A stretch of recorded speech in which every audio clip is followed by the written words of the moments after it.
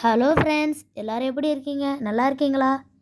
இன்னைக்கு நம்ம ஒரு குட்டி கதை பார்க்க போகிறோம். ஒரு முறை மார்ட்டின் லூத்தர் தன்னோட அறையில் உட்காந்து படிச்சுட்டு இருக்கும்போது பிசாசு அங்கே வந்து மார்ட்டின் லூத்தரை பார்த்து, நீ உன்னை பரிசுத்தவான்னு சொல்லாத, நீ எவ்வளோ பெரிய பாவங்கள் செய்திருக்கிறாய் தெரியுமா அப்படின்னு சொல்லி அவர்கிட்ட ஒரு பெரிய பாவப்பட்டியலை காமிச்சான். எல்லாம் அவர் செய்த பாவம் தான், சிறிதும் பெரிதுமா ஏராளமாக இருந்துச்சு. மார்ட்டின் லூத்தர் பிசாசை பார்த்து கேட்டார், நான் செஞ்ச பாவங்க இவ்வளவு தானா, இல்லை இன்னும் இருக்கா?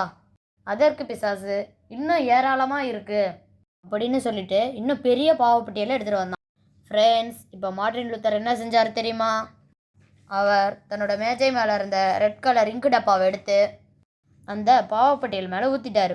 அப்போ அந்த லிஸ்ட்டில் இருந்த எல்லாம் அழிஞ்சு போய் எல்லாம் ரெட் கலராக மாறிடுச்சு. மார்ட்டின் லூத்தர் சாத்தானை பார்த்து சொன்னார், சாத்தானே, நீ சொன்ன பாவங்களை நான் செஞ்சது உண்மைதான். ஆனால் இயேசு எனக்காக சிந்தின கல்வாரி ரத்தம் என்னோட பாவங்கள் எல்லாத்தையும் கழுவிடுச்சு, என்ன விடுதலை ஆக்கிடுச்சுன்னு சொல்லி மார்ட்டின் லூத்தர் வெற்றி முழக்கமிட்டார்.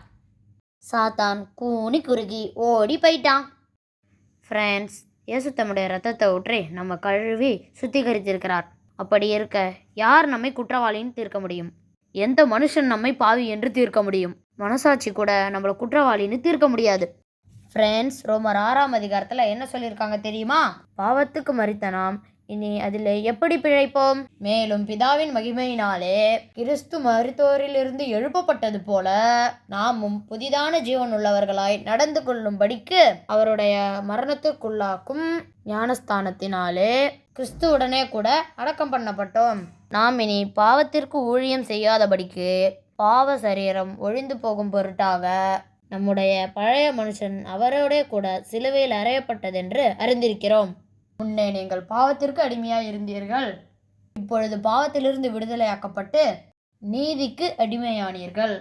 மேலும் இப்பொழுது நீங்கள் பாவத்திலிருந்து விடுதலையாக்கப்பட்டு தேவனுக்கு அடிமையானதினால் பரிசுத்தமாகுதல் உங்களுக்கு கிடைக்கும் பலன். முடிவோ நித்திய ஜீவன். பாவத்தின் சம்பளம் மரணம், தேவனுடைய கிருபை வரமோ நம்முடைய கர்த்தராகிய இயேசு கிறிஸ்துவினால் உண்டான நித்திய ஜீவன். என்ன ஃப்ரெண்ட்ஸ், இன்னைக்கு கதை பிடிச்சிருந்ததுங்களா?